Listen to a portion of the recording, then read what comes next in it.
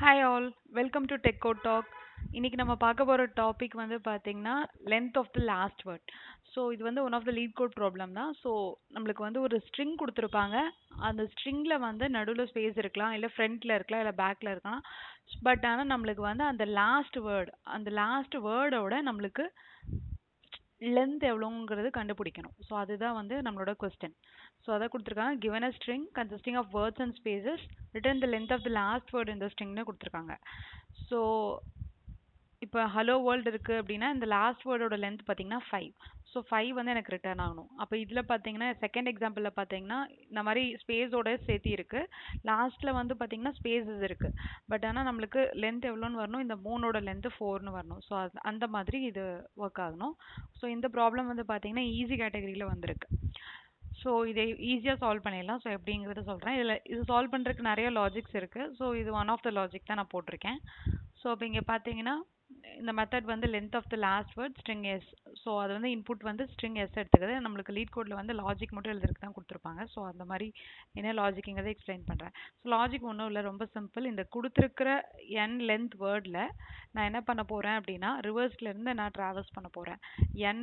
அதாவது என் லென்த் இப்போ வந்து இது வந்து கிட்டத்தட்ட 3 4 5 6 7 8 9 10 11 லெட்டர் வேர்டு இல்லையா, ஸ்பேஸோட சேர்த்து 11 letter word. So 11 letter word நான் என்ன பண்ண போகிறேன்னா என்னோட வேல்யூ வந்து எனக்கு லாஸ்ட் லெட்டர்லேருந்து நான் எடுத்துக்கிட்டு ரிவர்ஸில் ட்ராவல்ஸ் பண்ண போகிறேன் அன்டில் 0 ஆகிற வரைக்கும்.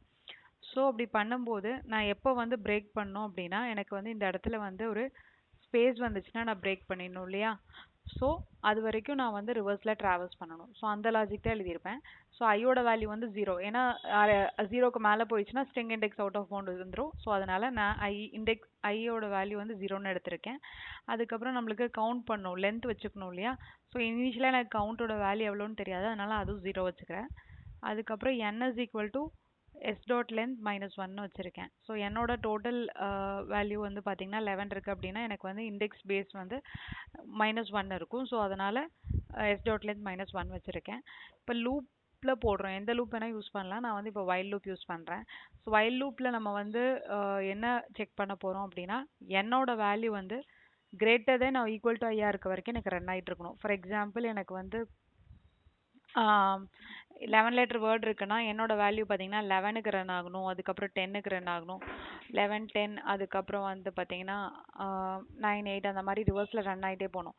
ஸோ லூப் வந்து எனக்கு ரிவர்ஸ்லேருந்து எனக்கு செக் ஆகிட்டே போகணும். அதனால் அது பண்ணுறோம். எது வரைக்கும் ரன் ஆகணும்னா எனக்கு கிரேட்டர் தென் ஈக்குவல் டு 0 ஆகிற வரைக்கும் தான் பண்ணணும். ஏன்னா அதுக்கும் மேலே போயிடுச்சுன்னா எனக்கு வந்து string index out of bound வந்துடும். ஏன்னா நம்ம என்னோட வேல்யூ மைனஸ் பண்ணிட்டே போகிறோம். ஸோ அதனால் 0 ஆகிற வரைக்கும் தான். அதனால தான் நம்ம ஐயோட வேல்யூ 0ன்னு வச்சுட்டு 0 வரைக்கும்ங்கிறத நான் மென்ஷன் பண்ணியிருக்கேன் இந்த இடத்துல. அதுக்கப்புறம் இங்கே என்ன பண்ணுறோன்னா if s dot char at of n. So இங்கே என்ன பண்ணியிருக்கோம், s dot char at of n என்ன, ஸ்ட்ரிங்கில் எத்தனாவது என்னோட வேல்யூ இப்போ இனிஷியலாக எனக்கு லென்த் -1 இருக்கும். அப்போ டியோட கேரக்டரை நான் எடுக்கிறேன். ஃபஸ்ட்டு இந்த இடத்துல என்ன எடுக்கிறோம், டியோட கேரக்டர் வந்து டி நாட் ஈக்குவல் டு ஸ்பேஸாக இருக்குது. ஏன்னா இந்த இடத்துல பார்த்தீங்கன்னா இங்கே எனக்கு ஃபஸ்ட் எடுத்தது ஸ்பேஸ் வரும். ஸோ இந்த மாதிரி கேஸில் வந்து எனக்கு இதுக்குள்ளே போகாது. இந்த இடத்துல வந்து டி நாட் ஈக்குவல் டு ஸ்பேஸாக இருக்கனால உள்ளே போயிடும். நம்மளுக்கு வந்து என்ன ஆயிடுச்சு, கவுண்ட் வந்து ப்ளஸ் ஆயிடுச்சு. ஸோ இந்த கேட்டகரியில் எனக்கு இந்த எல்ஸ் பிளாக் இப்போ சப்போஸ் நான் வைக்காமல் பண்ணுறேன் அப்படின்னா எனக்கு வந்து C++ ஆகிட்டே இருக்கும். அதுக்கப்புறம் n ஆகிட்டே இருக்கும். பட் ஆனால் இந்த இடத்துல எனக்கு கரெக்டாக இங்கே ஸ்பேஸ் வரும்போது எனக்கு கரெக்டாக பிரேக் ஆகணுமா, இந்த இடத்துல வேர்ல்டுக்கு முன்னாடி ஸ்பேஸ் வரும்போது பிரேக் ஆகணும். பிரேக் ஆனால் தான் நான் வந்து கவுண்ட் வந்து எனக்கு இதில் இருக்கும். ஸோ ரிட்டர்ன் பண்ணிடலாம். ஸோ அதனால் கண்டிப்பாக ஒரு எல் ஸ்டேட்மெண்ட் கொடுத்து நம்ம பிரேக் கொடுக்கணும். ஸோ எல் ஸ்டேட்மெண்ட் கொடுத்து பிரேக் கொடுக்குறோம். அப்போ அந்த இடத்துல நம்ம என்ன கண்டிஷன் கொடுக்குறோன்னா இந்த இடத்துல caret of n equal to ஸ்பேஸாக இருந்துச்சுன்னா நம்ம பிரேக் பண்ணிடணும். ஸோ அதனால் இந்த கண்டிஷன் போட்டிருக்கோம். ஏன் வந்து இந்த இடத்துல இஃப் சி கிரேட்டர் தேன் 0ன்னு இன்னொரு கண்டிஷன் ஏன் வைக்கிறோம் அப்படின்னா இந்த கேஸில் பாருங்கள், இந்த கேஸில் வந்து பார்த்தீங்கன்னா இனிஷியலாக எனக்கு வந்து ஸ்பேஸாக இருக்குது. ஸோ அப்போ என்ன ஆயிரும், எனக்கு ஃபஸ்ட்டே உள்ளே வந்துட்டு எனக்கு வந்து சி வந்து அந்த டைமில் எனக்கு வந்து 0வாக இருக்கும். ஸோ எனக்கு இந்த கண்டிஷன் நான் கொடுக்காம பண்ணுறேன் அப்படின்னா எனக்கு அப்போவே லூப் வந்து பிரேக் ஆயிரும். எனக்கு வந்து இந்த 3ஓட வேல்யூ வந்து என்னால் எடுக்க முடியாது, ரிட்ரீவ் பண்ணி எனக்கு ரிவர்ஸில் போக முடியாது. இப்போ சப்போஸ் நான் இப்படியே கொடுக்குறேன், ஓகேவா, இப்படியே நான் கொடுத்து ரன் பண்ணுறேன் அப்படின்னா என்ன ஆகுதுன்னு பாருங்கள், 3ஓட டெஸ்ட் கேஸ் மட்டும் ஃபெயில் ஆகும். ஆயிருக்கா? ஸோ இங்கே பார்த்தீங்கன்னா தெரியும். எனக்கு என்ன ஆயிடுச்சு, லூப் வந்து 0 பிரேக் ஆகி எனக்கு 0 ஆயிடுச்சு. எக்ஸ்பெக்டட் வந்து 4. ஏன்னா எனக்கு வந்து இங்கே பாருங்க, இந்த லூப் நம்ம எழுதியிருக்க கோட் படி இந்த இடத்துல நம்ம என்ன செக் பண்ணுறோம், நாட் ஈக்குவல் டுனா நம்ம இதுக்குள்ளே போகிறோம்.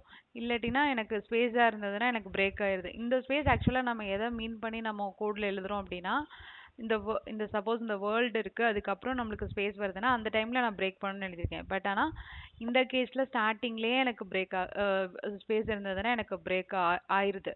ஸோ அந்த மாதிரி ஆகக்கூடாது. ஸோ அதை அவாய்ட் பண்ணுறதுக்காக மட்டும்தான் நான் இன்னொரு கண்டிஷன் இங்கே என்னென்ன ஆட் பண்ணுறேன்னா, இந்த மாதிரி கவுண்ட் கிரேட்டர் தேன் 0ன்னு போடுறேன். ஏன்னா எனக்கு இப்போ சப்போஸ் இந்த லூப்குள்ளே போயிருந்துச்சுன்னா மட்டும்தான் எனக்கு கவுண்டோட வேல்யூ கிரேட்டர் தேன் 0 ஆகி பிரேக் ஆகும்.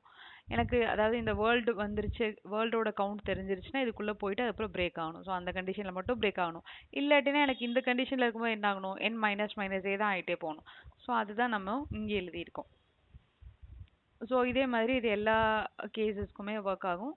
ஸோ கடைசியில் நம்ம கவுண்டோட வேல்யூவை நம்ம ரிட்டர்ன் பண்ணிடுறோம். அவ்வளோதான், ரொம்ப சிம்பிளான ப்ராப்ளம் தான். அவ்வளோதான். திரும்ப இப்போ ரன் பண்ணி பார்க்கலாம்.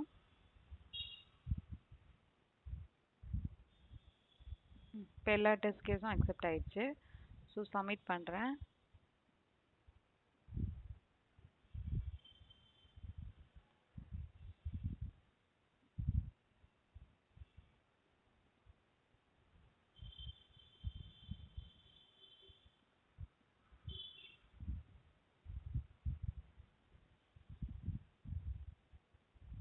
ஓகே, அக்செப்ட் ஆயிடுச்சு. ஸோ 60 எல்லா டெஸ்ட் கேஸும் பாஸ் ஆகிடுச்சு. ஸோ அவ்வளோதான் இன்னைக்கு லீட் கோட் ப்ராப்ளம், இதோட LeetCode problem. So next இன்னொரு லீட் கோட் ப்ராப்ளமில் பார்க்கலாம். வீடியோ பிடிச்சிருந்ததுன்னா லைக் பண்ணி, ஷேர் பண்ணி, சப்ஸ்கிரைப் பண்ணுங்கள், சேனலை சப்போர்ட் பண்ணுங்கள். தேங்க்யூ.